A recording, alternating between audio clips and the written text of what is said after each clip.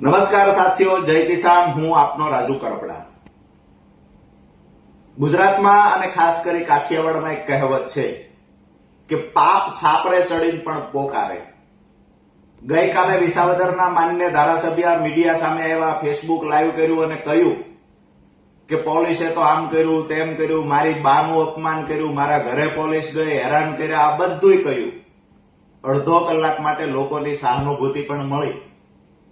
થોડી જ વારમાં પોલીસ દ્વારા ખુલાસા કરવામાં આવ્યા કે અમે તો વોરંટ ઇસ્યુ કરવા ગયા હતા, વોરંટ બજાવવા ગયા હતા. વેબસાઇટ પર વોરંટ અને ઘરના ફોટા સાથેની માહિતી પણ જાહેર કરવામાં આવી. બીજી બાજુ થોડી વાર થઈ તો પાપ ફરીવાર સાપરે ચડ્યું. જીતુભાઈ નામના વ્યક્તિનું રેકોર્ડિંગ વાયરલ થયું. માન્ય ધારાસભ્ય કહે છે પોલીસ ઘરે જાય તો ભલે જાય, કેવા થશે આપણે કે મારી બાને હેરાન કરે છે. આવું રેકોર્ડિંગ કહે છે, હું નથી કહેતો. કાલે મારી સામે પણ વળી ગુનો દાખલ કરશે. એઆઈના માસ્ટર માઇન્ડ બધા આમ આદમી પાર્ટીના નેતાઓ, જે લોકોએ હંમેશા એઆઈનો દુરુપયોગ કર્યો છે, એ લોકો આજે આરોપ મુકતા થયા છે કે આ રેકોર્ડિંગ એઆઈના માધ્યમથી બન્યું છે. રેકોર્ડિંગના ટોન, રેકોર્ડિંગની ભાષા ગુજરાતની જનતા સારી રીતે જાણે છે કે આમાં કોણ બોલી રહ્યું છે.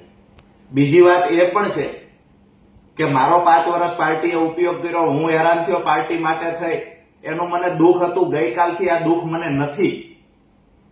જે પોતાના પરિવારનો, મા બાપનો પણ રાજકીય રોટલા શેકવા ઉપયોગ કરી શકતા હોય, એ લોકો ભાઈબંધના, દોસ્તારોના, મિત્રોના ઉપયોગ કરે, એમાં નવાઈ ન હોય. બીજી વાત કે જે લોકોએ મત આપી વિજય બનાવ્યા, અમે બધાએ પણ ખૂબ મહેનત કરી અને વિસાવદરના ધારાસભ્ય તરીકે પ્રસ્થાપિત કર્યા. ત્યાર પછી અમારા માટેની જે ભાષા હતી એ પણ અમે સાંભળી છે. 2 કોડીના લુખ્ખાઓ, લફંગાઓ અને ટપોરીની જે ભાષા હોય, વાયડીના, ટપલીના, લોકડીના, ઢીકડીના, આવી જે ભાષાઓ જાહેર જીવનમાં ન બોલી શકાય, આવી ભાષાના પ્રયોગ પણ ધારાસભ્ય કરી રહ્યા છે. વિનંતી કરીએ છીએ કે અમે સંયમ રાખીએ છીએ, અમારા સંસ્કાર છે. ન બોલવાની ભાષા બોલવી અને લુખ્ખાઓની ભાષા બોલવી એ જેના સંસ્કાર હશે એ બોલી રહ્યા હશે. રાજકીય રીતે સામસામે જ્યારે લડવું હોય ત્યારે લડી લેવાય, પણ કોઈની સહાનુભૂતિ મેળવવા માટે, કોઈના પર છાંટા ઉડાડવા, કોઈની સહાનુભૂતિ મેળવવા માટે થઈને આયોજનપૂર્વક એક નવટંકી ઊભી કરવી, મને લાગે છે કે જાહેર જીવનમાં રહેનાર વ્યક્તિ માટે આ વ્યાજબી નથી. હું તો નજીકથી ખૂબ ઓળખું છું અને જોઉં છું. ગંજી જોકીની પહેરવામાં આવે અને શર્ટ રવિવારીનો પહેરવામાં આવે. આ આમ આદમી પાર્ટીના અમુક નેતાનું કામ છે. જેની પાસે 5 વર્ષ પહેલા કાંઈ નહોતું, એવા નેતાઓ, કટ્ટર ઈમાનદાર નેતાઓ આજે 50 લાખની ગાડી લઈને આવે છે, 25,000ના બૂટ પહેરે છે, 10,000 રૂપિયાના કપડા પહેરે છે, અરે 5-5 લાખ રૂપિયાની ઘડિયાળ પણ પહેરે છે અને ગાડીમાંથી ઉતરે છે. કટ્ટર ઈમાનદાર લોકોને કહીએ છીએ કે આ આવક ક્યાંથી થઈ ને એ પણ ગુજરાતની જનતાને કહેજો ને. જ્યાં સભા હોય છે ત્યાં કરોડો રૂપિયાનો ખર્ચ કરી લાખો રૂપિયાના બેનર, પોસ્ટર, હોર્ડિંગ લગાવવામાં આવે છે.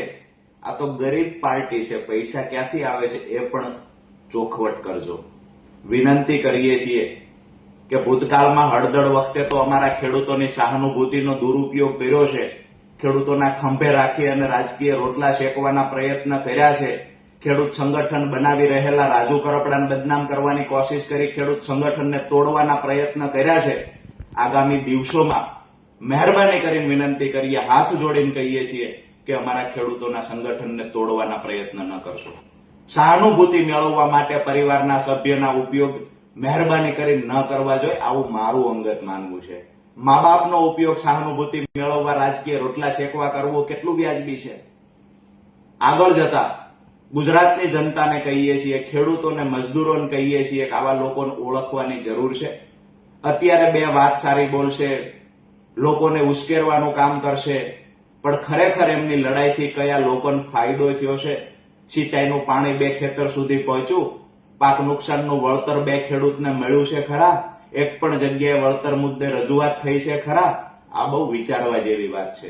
માત્ર 4 દિવાલ વચ્ચે ગમે એને ગાળો બોલવી, પરિવારને હેરાન કરે છે, આવું કઈ સહાનુભૂતિ મેળવવી, મન લાગે છે આ રાજનીતિ એક લેવલ સુધી ચાલે છે, પછી લોકો ઓળખી જાય છે અને પાપ અંતે સાપરે ચડીને પોકારે છે, જે ગઈકાલે પોકાર્યું છે. કહેવામાં આવ્યું કે એઆઈ થી વિડીયો બન્યો છે, ઓડિયો બન્યો છે. અરે એઆઈ ના માહેર તો તમે બધા છો, કેસ કરી નાખો. જેવી રીતે મારી પર થયું, મેં FSL માં મોકલ્યો છે અવાજ, મેં કેસ કર્યો છે, તમે પણ કેસ કરો ડંકાની ચોટ પર. કહો જીતુભાઈ કોણ છે, જો સાચા હોય તો, દૂધે ધોયેલા હોય તો.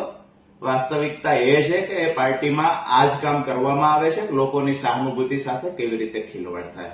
આગામી દિવસોમાં ગુજરાતના ખેડૂતોને કહીએ છીએ કે જ્યાં આપણી ભલાઈ હોય, જ્યાં આપણા 2-5 કામ સારી રીતે થઈ શકતા હોય, કોઈ પણ પાર્ટી હોય, પણ આવા લોકોની સાથે રહેજો. સહાનુભૂતિ મેળવવા માટે માત્ર ને માત્ર પરિવારનો પણ ઉપયોગ કરી લે, ખેડૂતો ગરીબોનો ઉપયોગ કરી લે, આવા લોકોને ઓળખી જજો. આભાર.